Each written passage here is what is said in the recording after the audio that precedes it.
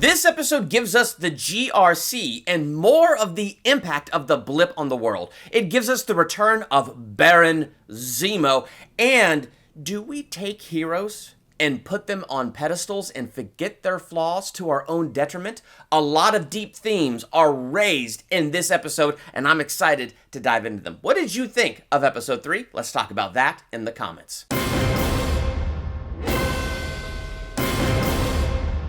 Welcome to Durbania. I'm Durbin, and this is my spoiler talk review for The Falcon and the Winter Soldier Episode 3, Power Broker. Overall, this was a great episode that set up some deeper themes, and if you know me and this channel, I love having deeper themes and deeper things to really just dive into, and this episode really set it up and should have some fantastic payoff by the time we get to the end. One of the things I was saying about the show with episodes 1 and 2, it did a really good job scratching the surface of how has the blip impacted the world. Spider-Man Far From Home didn't really get into that. WandaVision mentioned it, but didn't get into the impact of the blip, and that's okay, because WandaVision's emphasis is Wanda's world, and the world that she created. But the Falcon and the Winter Soldier has really taken up, in my opinion, the responsibility of showing us how the blip has impacted the world, how half the Earth's population disappearing and then 5 years later reappearing, how does that impact the world? And with this episode, I think we did a great job going a little bit deeper into that. We didn't go all the way, and that's cool. That leaves us a lot of room to grow, a lot more things to learn, and it leaves us wanting more and wanting to get more to that, asking all the right questions. I loved our introduction to the GRC, the Global Restoration Council, and this opens with such a happy commercial for them. Everybody's hugging, they're so excited to be reunited, and then we get their mission statement, which is to reset, restore, and rebuild. And the commercial is so unbelievably happy that you gotta know there is something so wrong here. Now, either the GRC is very ignorant of some things going on, and so in their ignorance, they're hurting people when they're not meaning to, or perhaps there's something evil and sinister going on beneath the skin. Now, I'm not too deep into Marvel Comics, so if the GRC pops up in Marvel Comics, I don't know anything about it. I mostly get introduced to Marvel and Marvel things through the MCU and other Marvel movies, so this is my first introduction to the GRC and to what they do, so I don't have any expectation as to whether this is an evil company or whatever interpretations they've had on it in the past, if they've had any. This is all brand new to me, and I'm excited about that. I'm excited to go into this cold. I'm excited that I have those questions. Is the GRC good? Is the GRC bad? Are they a little bit negligent? Because it seems like they have more emphasis on those that have returned and less emphasis on those that have left behind. And the return impacts everybody. And so they're not perfect, so they're not going to do everything perfectly. And so we definitely see maybe there's some people, some things falling through the cracks here. And so we really get the impact of this world. Or again, is it just the GRC is playing evil? And they have an agenda. They have a conspiracy that they are working out, and we're going to see as this episode or this season carries on. So I'm definitely looking forward to that. And one of the things that got dropped in this episode is displacement camps. I don't know why I never even thought about the idea that there would be displacement camps. People displaced by the blip. And so they have these camps, and so you have Carly, who is our lead flag smasher, and we get a little bit more into her story, and it's interesting how we do it. But one of the ways we get a little bit more emotionally attached to her is we see that somebody she loves is in this camp and dying of tuberculosis because they don't have the right medicines and all that stuff. So we are seeing the impact of these camps. And so what we're seeing is the flag smashers are going out, they're stealing vaccinations, they're stealing medicines and all these things. They're stealing them kind of like Robin Hood. And they did mention that, they did drop it, that it is like Robin Hood in earlier episodes. And I just feel like I was able to understand that concept better in this episode and giving us that emotional attachment with Carly. So when she loses this person, it's like, man, it really sucks. So it did a good job attaching me more to her character, why she would want the super soldier serum, and why she's doing what she's doing. And at the same time, while it gave me a little bit more sympathy for her, you have that shot at the end where they had all those people tied up in that building, And then she apparently had set that one car to blow up, which blew up a huge chunk of that building, killing all of those people. And she's like, this is the language they understand, where the guy's like, what are you doing? And so on the one hand, it gives me some sympathy for her. And then she goes and blows up a bunch of people. And it's like, oh my gosh, you got the medicine you needed to help the people you needed to help. And then you blew everybody else up to send a message? So it did a really good job with that. And so we're seeing the impact of the blip. We're understanding better the flag smashers and what they're after. And so here they got this super soldier serum that has been brought back. And I like how we got deeper into that as well. Something else this episode sets up is the power broker. Now, I looked it up a little bit online and saw that this is a Marvel character, saw his picture, and then I stopped myself because I do like not knowing who the power broker is. I like this being my first introduction and having no expectation and going in cold. So it was very cool, the atmosphere they set for this character. We don't see him, we don't hear his voice, he's not around as far as I know, but his presence is felt. So whoever this power broker is, he's now after Carly for stealing 20 vials of super soldier serum. He is judge, jury, and executioner in Madripoor. So we get that this is a serious dude, and this is a serious threat now that he's after Carly. And now we got our main characters going after Carly. So this is a very interesting setup. Who is this villain and what role does he have to play? Because here I was thinking Zemo is going to end up being our main villain, but now we got the power broker and we have Zemo having an interesting role in this episode. So far this episode has done a good job setting up some incredibly interesting themes that I'm really excited about getting deeper into. Then we have the return of Barren Zemo, and it was very cool to have Barren Zemo return. First, I loved that first meeting between Zemo and Bucky, and here's what I loved about it. Took me straight back to Captain America Civil War, where Bucky is strapped down and Zemo is pretending to be that psychologist. And what he really had was the book that had the words that control Bucky, and he starts to speak the words, and Bucky starts to panic. He breaks his restraints. He tries to break out of that box that he's in, and then Zemo finishes saying the words, and suddenly Bucky is under his control. And this was an amazing moment of truth where Zemo stood up and said the words. And we knew it wasn't going to affect Bucky. I mean, he went to Wakanda. He spent time there. He was deprogrammed. He became the White Wolf. He had those moments of peace. And so we knew it wasn't going to affect him, but it was incredibly rewarding to have him and Zemo meet, Zemo say the words, and Bucky just stare blankly back at him like, yeah, that doesn't do anything anymore.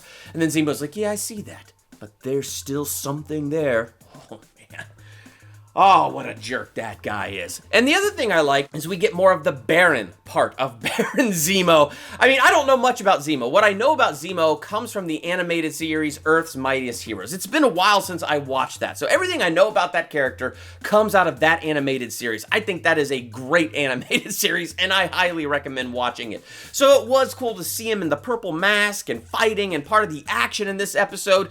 Interesting to have him as part of the team, helping out Bucky and Sam, like they're working together because they're still enemies, but they have a common enemy right now, and that is the fact that there's a super soldier serum out there. And Zemo does not like super soldiers, Avengers, or the powerful like that out there, so he wants to make sure we stop that. So now they got this common enemy. The enemy of my enemy is my friend. Sad that they had to break him out of prison. You think Sam can maybe use his Avenger influence and then talk to somebody with some authority and say, we need this guy, can we have him on house arrest or something? I don't know, but they break him out of prison, which is a pretty cool sequence.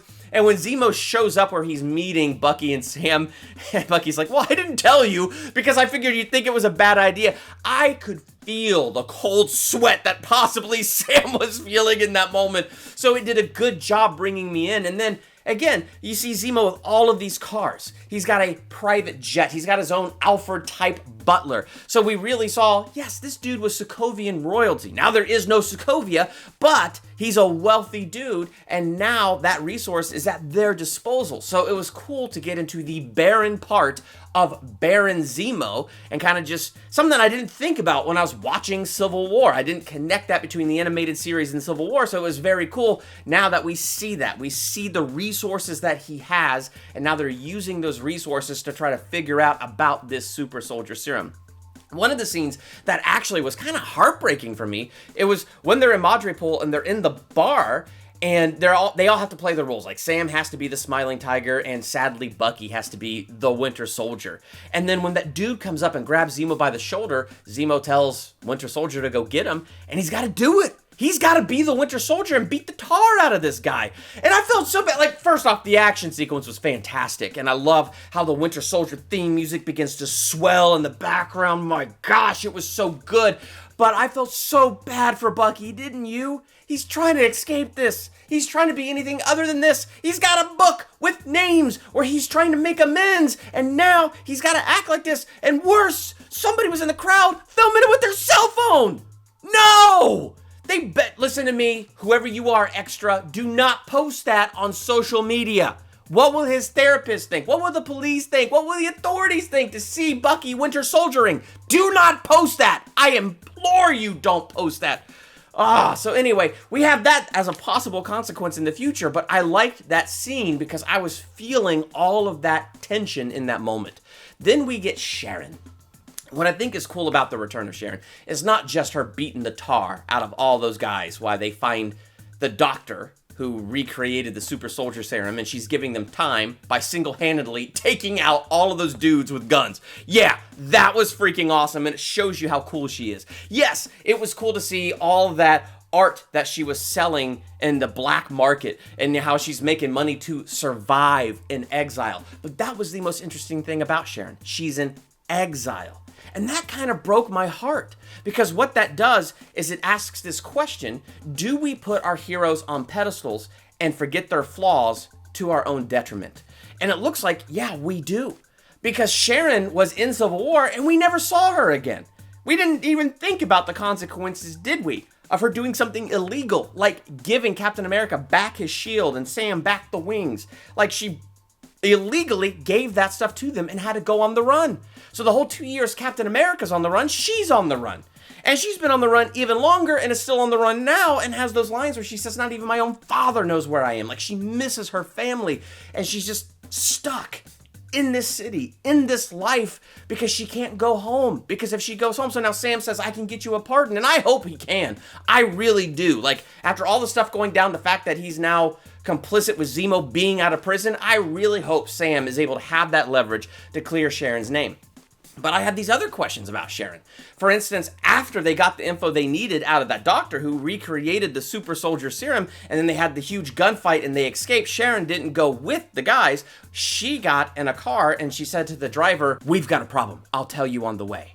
Now that makes me wonder, is there more here than meets the eye? And the reason I'm asking that is not just because of the line she's saying to her driver there, it's because of Captain America's character. I can't imagine a world where Captain America forgot her, especially after he kissed her. My gosh, I cannot imagine a world where he forgot her. Yeah, Civil War was pretty intense. He went on the run for 2 years and then had the Infinity War and the Blip and all that stuff to deal with. Like, he had a lot on his plate. I get it. But Captain America was on the run for 2 years. I can't imagine he didn't try to find her. I can't imagine he didn't try to reach out to her. And so I'm wondering, what if he did? What if there's a flashback yet to come where she made contact with Captain America? What if there's more to her situation than we see? What if she's not just in exile, but what if she is working some kind of mission? What if she is trying to find the power broker? So what if something else is going on here? Just a thought that went through my mind. So I'm curious about that. And like I said, that thought exists because in my mind, the character of Captain America, he would go find her. And the doctor was interesting.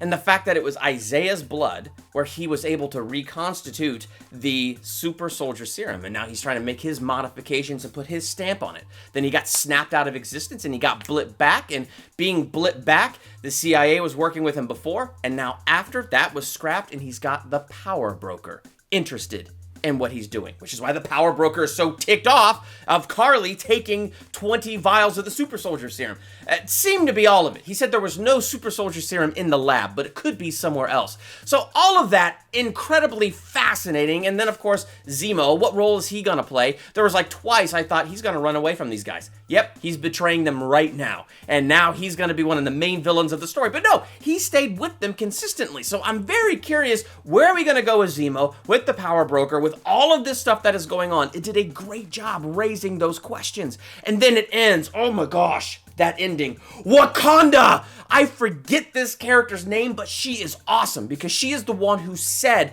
to Black Widow, "Move, or you will be moved." As entertaining as that would be. And it's amazing that she shows up at the end talking with Bucky. And now we're going to bring Wakanda into this. I loved it. The Wakanda music coming up. She shows up. Oh, great things are ahead. So that was a really good ending to this episode. However, I'm still ticked off that it ended. That is my one consistent problem. This show is very good. It's got a very good flow, but every time I really get into that flow, it ends. So when the last episode comes out, let me tell you what I'm going to do. I'm going to binge every episode back to back to back with that last episode, hoping that that gives me that one continuous feel that I'm supposed to have. Because this feels like it should be a movie and not a series. I'm not knocking it. That's me saying that's how good this is to me, and I am really into it. But I'm tired of it stopping. I just need this story to keep going until I get to the ending and where this thing is taking me. So, what did you think of episode 3? Are you into this so far? What did you think of that ending? Are you excited for what is to come? Let's talk about that in the comments. While you're there, hit that subscribe button to become a Durbanian. Hit that bell by the subscribe button so you're notified for my next movie review, ranking video, theological analysis, or anything else I do here. I'm Durbin. Thanks for checking out Durbania.